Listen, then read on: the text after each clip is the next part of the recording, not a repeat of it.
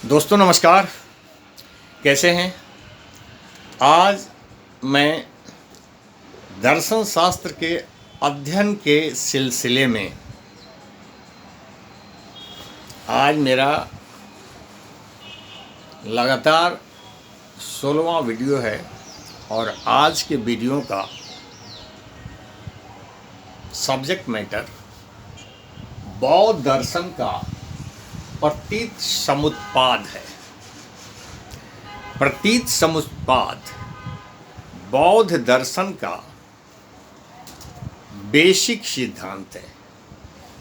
इसको कार्य कारण सिद्धांत भी कहते हैं, कॉज एंड इफेक्ट थ्योरी भी कहते हैं। दुनिया में कोई भी कार्य बिना कारण के हो नहीं सकता है।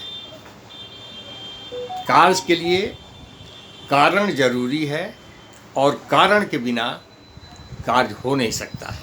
उसके लिए बीच में कारक भी चाहिए, उपादान भी चाहिए, सारी चीज़ें चाहिए, लेकिन बेसिक चीज़ें कार्य और कारण का सिद्धांत है। इस छोटे से एग्जाम्पल से मैं इसको बताने की कोशिश करूँगा।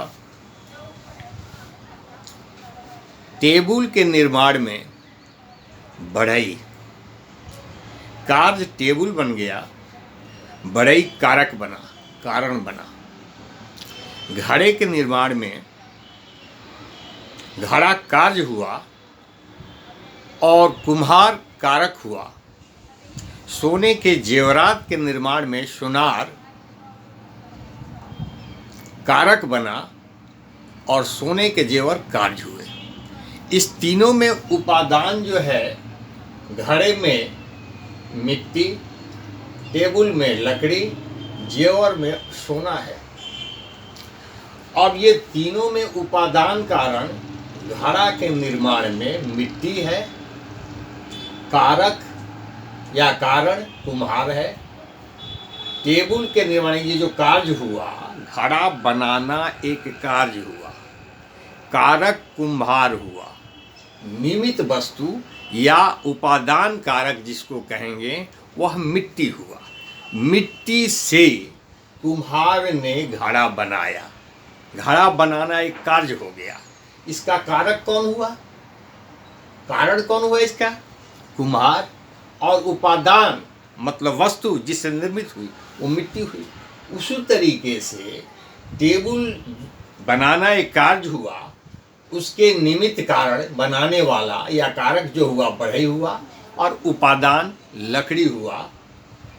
जेवर के निर्माण में यह कार्य हुआ, जेवर का निर्माण, और सोनार उसका कारक हुआ और उपादान सोना स्वर्ण धातु हुई। अब इसमें एक और एग्जाम्पल से थोड़ा समझे हम। दीपक के जलाने में लौ जो है कार्य हुआ। दीपक जलाते हैं, रोशनी पैदा हो जाती है उसके लौ से। ये लौ कार्य हो गया। इसके कारक क्या हुए? बाती, तेल। बिना बाती और तेल और माचिस के दीपक नहीं जलाया जा सकता है। और उसके सहकारी कारक, अनुकूल कारक कौन हुए? तेज हवा न हो और वर्षा न हो तो दीपक जलेगा, लौ भी प्रज्वलित होगी। सहायक कारक इसमें तेल हुए, बाती हुई और माचिस हुआ। तेल ना हो तो दीपक प्रज्वलित नहीं होगा, बाती न हो तो दीपक प्रज्वलित नहीं हो गया।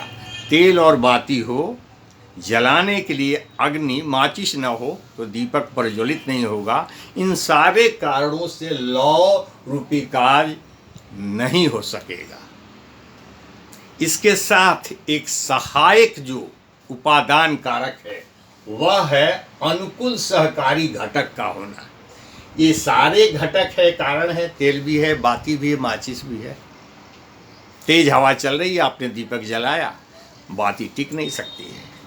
बारिश हो रही है, बाती टिक नहीं सकती। तो इसलिए अनुकूल ये सहकारी घटक भी होना जरूरी है। इसमें सभी हो, सिर्फ एक घटक नहीं हो तब भी कार्य पूरा नहीं हो सकता है। अलग अलग कार्यों के अलग अलग व्याख्याएं दी गई है। वैसे ही चाय बनाने में आप सभी जानते हैं चाय पत्ती चाहिए, शक्कर चाहिए, दूध चाहिए और गैस चाहिए जलाने के लिए, तब जाके चाय का निर्माण होता है। ये सहकारी घटक है। चाय की पत्ती भी है, चीनी भी है, दूध भी है, और गैस का स्टोव नहीं है या कोई भी आग जिसे गर्म किया जा सके, चाय बनेगा। क्या सूखी चाय मिला के बना लेंगे? तो किसी भी कार्य की उत्पत्ति में कारण जरूरी है, उसमें सहायक कारण भी हो सकते हैं, मुख्य कारक भी हो सकते हैं। Every effect must be associated with its causes। बिना कॉज के कार्य नहीं हो सकता है। अब मैं बताऊं कि ये सारी बातें जो मैंने कर्मवाद के सिद्धांत की बातें की, ये बौद्ध से कैसे रिलेट करती है, बौद्ध धर्म से कैसे रिलेट करती है, बौद्ध दर्शन से कैसे रिलेट करती है, इस पर मैं चर्चा करूं। इसको बताने के पहले मैं आपको बता दूं, बौद्ध, भगवान बुद्ध कोई दार्शनिक नहीं थे। वे अद्भुत ज्ञान प्राप्त एक अद्वितीय महामानव बनकर उतरे थे, और बुद्धत्व की प्राप्ति वह दुर्लभ ज्ञान प्राप्त कर लिए थे। अब इसके पीछे भी मैं जाऊं तो उनको दुर्लभ ज्ञान प्राप्त कैसे हुआ था, इस पर थोड़ी व्याख्या करूं। भगवान बुद्ध, बालक शुद्धोधन एक बड़े ही रियासत का राजकुमार हुआ करता था,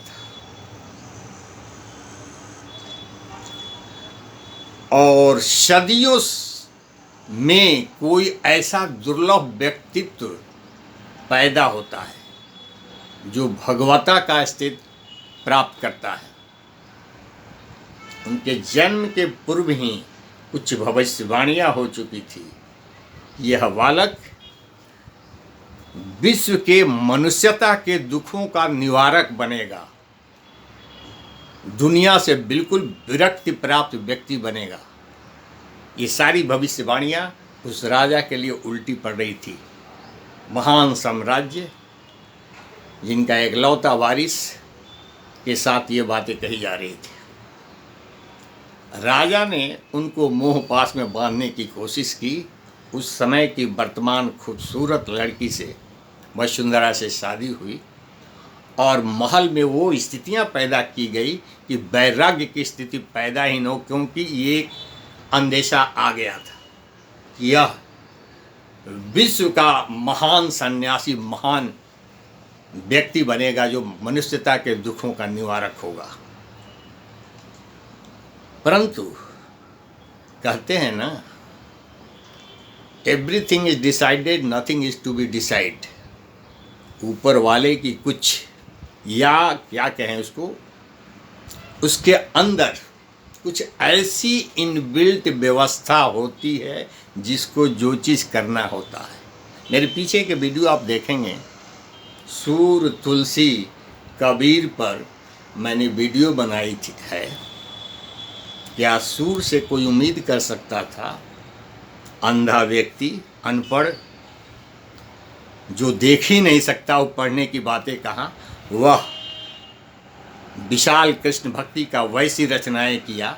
ये क्या है? कबीर गरीब जुलाहा अनपढ़, उसने ऐसी ऐसी कविताएं कर ली कि समकक्ष लोग उसके सारे कबीर के विद्वता के मुरीद हो गए। तुलसी की भी अगर बातें करें तो तुलसी भी एक भिक्षुक घर से थे, भिक्षाटनी के माता पिता का कर्म था, अध्ययन कहाँ होगा। और वह व्यक्ति रामायण जैसे ग्रंथ की रचना करता है। ये सब क्या है? अंदर पहले से ही सॉफ्टवेयर कैसे फिक्स्ड हो चुका था, जहाँ से वो रचना बन के आनी है। मैं इनके बारे में भी वही बात करने जा रहा हूं। लाख उपाय कर ले, सुद्धोधन को तो एक विश्व का महान सन्यासी बनना था। तो मैं ये बता रहा था कि ये सब कुछ करने के बाद एक दिन ये राजकुमार यात्रा को निकले। रास्ते में कोई वृद्ध व्यक्ति झुक करके चलता, लाठी लेकर के चलता हुआ दिखाई पड़ गया। सारी उल्टी बातें दिखाई पड़ रही है। पूछा अपने सहायकों से, कौन है, क्यों ऐसा क्यों हुआ? कुछ जानता ही नहीं, कुछ पता ही नहीं। राजकुमार महलों की चारदीवारी के अंदर रहने वाला वृद्ध क्या होता है, बीमारी क्या होती है कि वृद्ध बीमार व्यक्ति को खांसते कराते देखा, उसके बारे में पूछा। एक मृत व्यक्ति जिसको लोग लाद के ले जा रहे थे उसके बारे में पूछे। सारी चीज़ें, तीनों अजूबे चीज मिल गए। अब मैं ये पूछना चाहता हूं, क्या बुद्ध के पहले के लोगों ने ये सारी चीजें नहीं देखी थी? मृत व्यक्ति को जाते हुए, ले जाते हुए नहीं देखा था, वृद्ध व्यक्ति को नहीं देखा था, व्याधि प्राप्त व्यक्ति को नहीं देखा था? क्या कहेंगे आप? निश्चित रूप से देखा होगा और सारी स्थितियां गुजरी होगी उससे हजारों वर्ष पहले से भी। परंतु यह प्रश्न सिर्फ बुद्ध को ही कौंध क्यों गया? कार्य कारण का शक्ति में बातें उन्हीं से शुरू कर रहा हूं। जो बुद्धत्व की प्राप्ति हुई, एक प्राप्ति हुई, उसका कॉजेज क्या हुआ? ये कॉजेज हुआ क्यों? बुढ़ापा क्यों, व्याधि क्यों, मृत्यु क्यों? और वहीं से गृह त्याग की स्थिति हो गई। छोटा बच्चा और पत्नी को छोड़कर रात में निकल जाते हैं। जंगलों विभिन्न राज्यों के रात दिन निकल गए। और बताया जाता है कि बोधि वृक्ष के नीचे, जो आज के बिहार के गया में अवस्थित है, बुद्धत्व की प्राप्ति हुई और वह ज्ञान की प्राप्ति हुई। बुद्ध तो इसी दुनिया के व्यक्ति थे, परलोक की चीजें नहीं है। इसलिए लोगों के दुखों को आंखों से देखा, अनुभव किया। इस दुखों को निवारण के कारण खोजने में चले गए और उस निवारण के कारण खोजने में बुद्धत्व की जो प्राप्ति हुई, तो मेन सिद्धांत इनका यहीं पर आ जाता है, कर्मवाद का सिद्धांत। और उस बुद्धत्व की प्राप्ति में इनको जो चीजें मिली, जिस चीजों की जानकारी हुई, इन दुखों को कारण निवारण में द्वादश सिद्धांत, कर्मवाद का सिद्धांत में द्वादश सिद्धांत इनको प्राप्त हुआ और बताया कि यही कारण है लोगों को दुखों की प्राप्ति का। क्यों? कि मनुष्य की जिंदगी दुखों से भरी हुई है, दुख है, परंतु साथ साथ यह भी है कि दुखों को दूर किया जा सकता है। इसके कारण हैं और निवारण भी है। ये निवारण, कारण और निवारण के जो है यहाँ मैं बता रहा हूँ, the wheel of existence, the cycle of birth and death, जरा मरण चक्र, व्हील ऑफ वर्ल्ड भी इसको कहा जाता है, संसार चक्र भी कहा जाता है। तो इसमें ये दिखाया गया है, बताया गया है, व्हील ऑफ वर्ल्ड या व्हील ऑफ एग्जिस्टेंस में मनुष्य के जिंदगी के भूत, वर्तमान और भविष्य को आपस में जोड़ता है।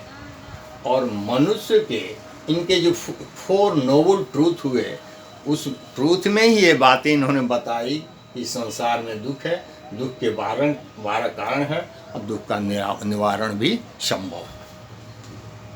तो मैं ये बताना चाहता हूँ कि ये व्हील ऑफ एग्जिस्टेंस में तीनों युगों के भूत, वर्तमान और भविष्य एक दूसरे को जोड़ रहे हैं और इसमें दुखों के जो कारण है उसकी व्याख्या की गई है। वो व्याख्या इस प्रकार से है कि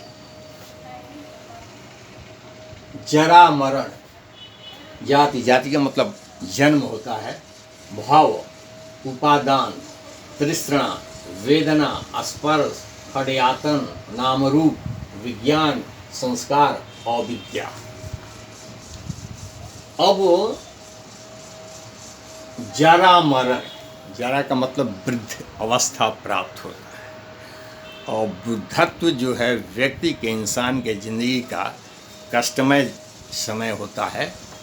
हड्डियां कमज़ोर हो जाती है, आदमी झुक कर चलता है, विभिन्न प्रकार की बीमारियां आ जाती है और इस प्रकार के जीवन में अनेक प्रकार के दुख समाहित हो जाते हैं। और मृत्यु तो अपने आप में दुखमय है ही, उसको भी दुखी करता है, उसके अपने पराये को भी काफ़ी दुखित करता है। तो इसका कारण बताया गया है, जाति मतलब जन्म। इसका कारण क्या है? मनुष्य का जन्म होना ही ये जरा मरण का कारण है।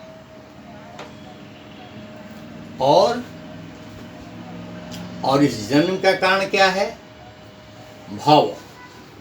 भाव का मतलब होता है जन्म लेने की इच्छा।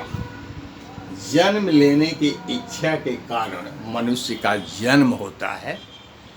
और फिर भाव का कारण क्या है? भाव का कारण है उपादान। जन्म लेने की इच्छा क्यों? इसलिए कि इस दुनिया में, जगत में अनेक वस्तुएं हैं जिसके लोभ में वह पुनः जन्म लेना चाहता है। ये हुआ उपादान। उपादान का कारण क्या है? तृष्णा। तृष्णा क्या है? विषयों के प्रति आसक्ति। जो वस्तु है उसके प्रति आसक्ति है, इसीलिए उपादान का कारण जो है ये तृष्णा हो गई। अब तृष्णा का कारण क्या है? वेदना। इंद्रियों के सुख के कारण उसको वेदना होती है, या ये तृष्णा का कारण बनता है। और ये वेदना क्यों होती है? ये स्पर्श के कारण है। स्पर्श का मतलब इंद्रियगत संयोग को यह बताता है, स्पर्श, जिसके कारण वेदना होती है। और वेदना, इस स्पर्श क्यों होता है? खड़यातन के कारण। खड़यातन बताया गया है 6 इंद्रियां, 5 ज्ञानेंद्रियां और एक मन। तो यह स्पर्श 5 ज्ञानेंद्रियों में, आँखों से हम खूबसूरत चीज़ों को देखते हैं, जुआ से मीठी और स्वादिष्ट चीज़ों का हम स्वाद ग्रहण करते हैं, हाथों से छूते हैं। तो खूबसूरत चीज़ों के प्रति जो ये 6 ज्ञानेंद्रियां है, जिसके कारण उसके प्रति लोभ लालच पैदा हो जाता है खड़यातन का। अब खड़यातन क्यों है? वो बता रहा है, खड़यातन नाम रूप के कारण। मनोयुक्त गर्भस्थ जो व्यक्ति है उसके कारण खड़यातन की स्थिति पैदा होती है। क्यों? इंद्रियों के कारण। और दूसरा विज्ञान। विज्ञान का मतलब चेतना। और चेतना के कारण गर्भस्थ व्यक्ति को भी चेतनता आ जाती है। और विज्ञान का कारण क्या है? वो संस्कार बताता है। संस्कार मतलब पूर्व जन्म में किए गए कर्म के कारण चेतना जागृत हो जाती है। और ये संस्कार क्यों? अविद्या। अविद्या अंतिम है। इसमें बताया गया है कि अविद्या के कारण ही सारे दुखों का शुरुआत है। अगर आपको ये मालूम है कि ये कार्य करने से फला तकलीफ होने वाली है, ये चीज़ खाने से फला तकलीफ होने वाली है, ये आपको जानकारी है।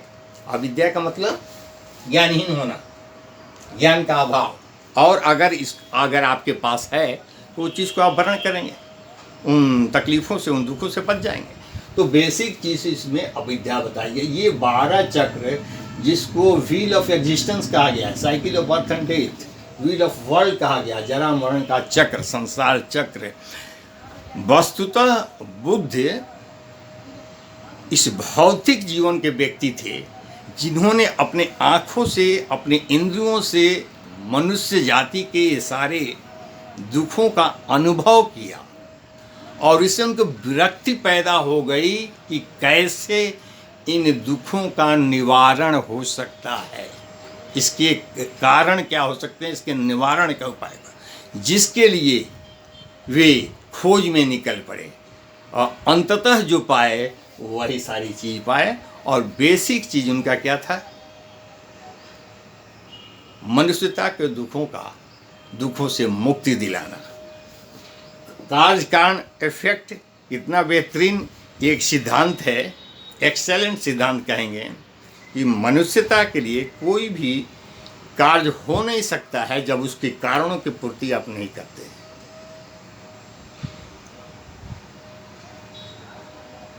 किसान खेती में अनाज पैदा कर सकता है क्या जब वो खेती बीज बोए ही नहीं और उससे संबंधित सारी प्रक्रियाओं को पूरा ही ना करे, अनुकूल परिस्थितियां भी हो, तो क्या कार्य संपन्न होगा?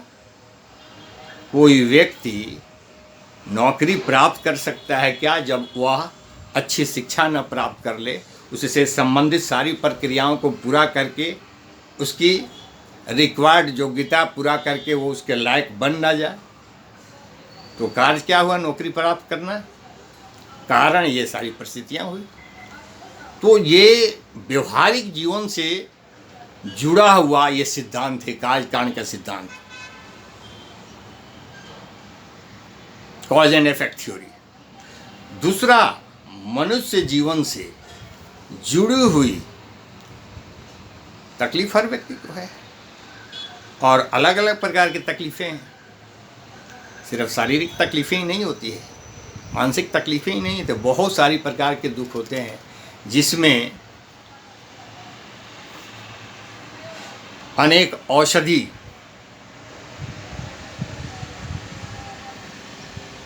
इसमें जो है आध्यात्मिक रसायन की बातें भी कही गई है। ये आध्यात्मिक रसायन जब इतनी जो चक्र हमने जो बताए हैं, इस चक्र में 12 चक्रों में उसकी भी जिक्र आ जाती है। तृष्णा का कारण जो अगर दुख होता है, वेदना का कारण अगर दुख होता है, तो इसको जब गहन अध्ययन करेंगे तो आपको पता चलेगा कि क्यों। माइंड कंसोलेशन की बातें आ जाती है। माइंड अगर कंसोल करते हैं, बहुत अधिक की चाहत नहीं रखते हैं, बहुत ज़्यादा तृष्णा नहीं रखते हैं, तो वो वही वहाँ पर जो है आध्यात्मिक रसायन का काम करता है। तो ये प्रतीत समुत्पाद का सिद्धांत, एक के कारण दूसरे की प्राप्ति, प्रतीत एक के कारण दूसरे की प्राप्ति, इसमें वही बात हमने एग्जाम्पल में बताया। घड़ा का निर्माण तो भाग्य के कारण होगा, टेबल का निर्माण बढ़ई के कारण होगा, जेवर का निर्माण सुनार के कारण होगा, खेती में फसल का पैदा होना किसान के कारण होगा। इसी टाइप से बहुत सारी व्यवहारिक चीजें।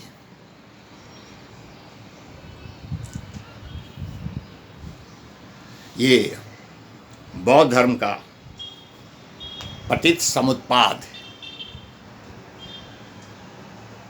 उसका बेसिक सिद्धांत है, जिससे इस सिद्धांत में अब तीनों कालों को एक साथ जोड़ा गया है, वर्तमान, भूत और भविष्य। भूतकाल के जीवन में आपने जो कर्म किया वह प्रभावित करेगा आपके वर्तमान काल को, और वर्तमान काल में जो आप कार्य कर रहे हैं वह आपके भविष्य काल के जीवन को प्रभावित करेगा। एक दूसरे से लिंक है, आप समझ सकते हैं क्या करना चाहिए। और जीवन के किसी भी क्षेत्र में कार्य एंड कारण के सिद्धांत को आप लागू करेंगे तो ये बिल्कुल जो है उपयुक्त साबित होगा और व्यवहारिक साबित होगा। इसके बिना कुछ हो ही नहीं सकता है, और कारण कुछ हो ही नहीं सकता है। परीक्षा दिए ही नहीं, पढ़ाई किए नहीं, रिजल्ट तो कभी हो ही नहीं सकता है। नौकरी प्राप्त करना, उसके संबंधित कोई आपने परीक्षा दिया है नहीं, उसके उपयुक्त योग्यता हासिल नहीं किए वो आपको कुछ मिल ही नहीं सकता। बिल्कुल व्यवहारिक जीवन की चीज़ें हैं और मनुष्य के जीवन की जितनी सारी दुखों हैं उसके निवारण का इन्होंने 12 चक्र 12 जो सोर्सेज जो बताए हैं, जिसकी मैंने व्याख्या की। और ये पतित समुत्पाद जो बेसिक सिद्धांत है बौद्ध दर्शन का अनेक सिद्धांतों को जन्म देता है। अनात्मवाद, क्षणिकवाद, शून्यवाद, अनीश्वरवाद इत्यादि, जिसकी चर्चा हम अलग अलग वीडियो में करेंगे। उम्मीद करता हूँ ये वीडियो आपको जो इन्फॉर्मेटिव होगा। आपका मैं कमेंट्स भी चाहूँगा